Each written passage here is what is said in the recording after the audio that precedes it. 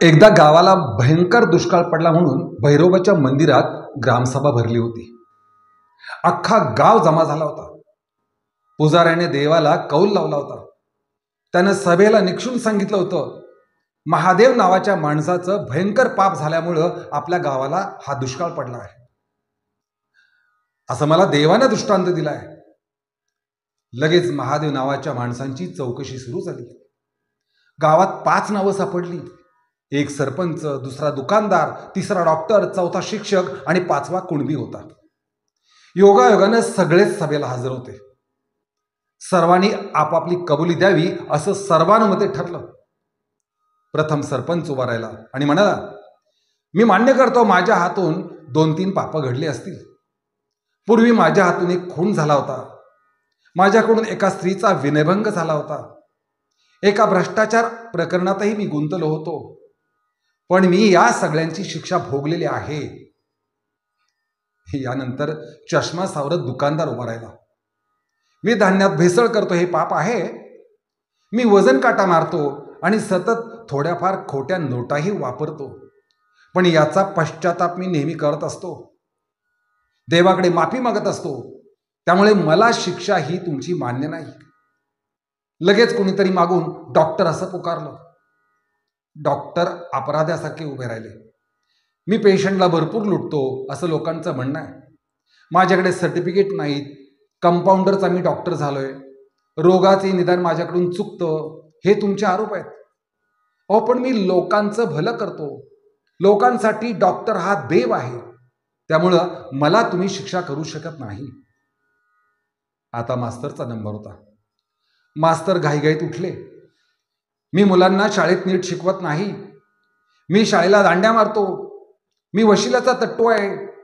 मी शिपायाच्या लायकीचा नाही अशी तुमची पोरं मला म्हणतात. मला हे ऐकून फार वाईट वाटतं. शाळा ही ज्ञानाचं मंदिर आहे आणि या ज्ञान मंदिरात मास्तर हा देव आहे आणि तुम्ही देवाला शिक्षा द्यायला निघालात. हवं तर मी बदली करून घेतो. मग बघा तुमच्या शाळेला कोण शिक्षक मिळतोय का ते. तसे सगळे महादूकडे वळले. आता महादू कुणबी उभा राहिला होता. मी या देवाला खरं तर मानत नाही. तेवढा वेळच नसतो माझ्याकडं. महादेवाच्या नंदीला मी मारतो.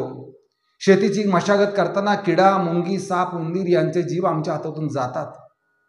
शेतात जे काही पिकतं ते आम्ही घरी घेऊन जातो. त्यामुळं पक्ष्यांना चारा सुद्धा राहत नाही.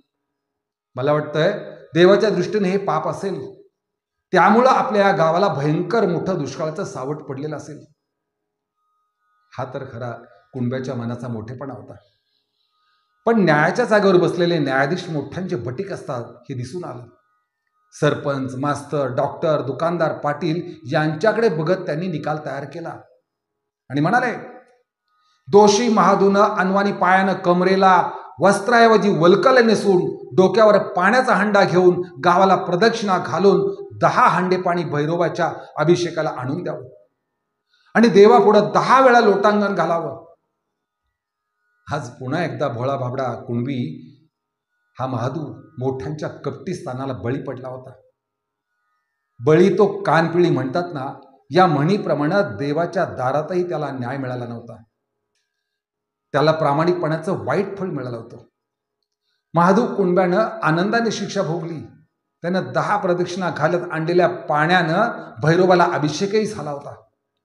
लोकांच्या नजरेत तो दोषी होता, पण महादू कुणबी आनंदित होता.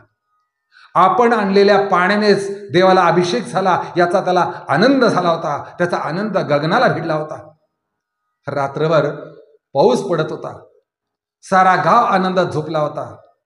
त्याच वेळी रात्री भैरोबा पुन्हा पुजाऱ्याच्या स्वप्नात आला आणि म्हणाला, गावात महादू इतका पुण्यवान कोणीच नाही. तू सुद्धा नाही. महादूवर मी प्रसन्न झालोय.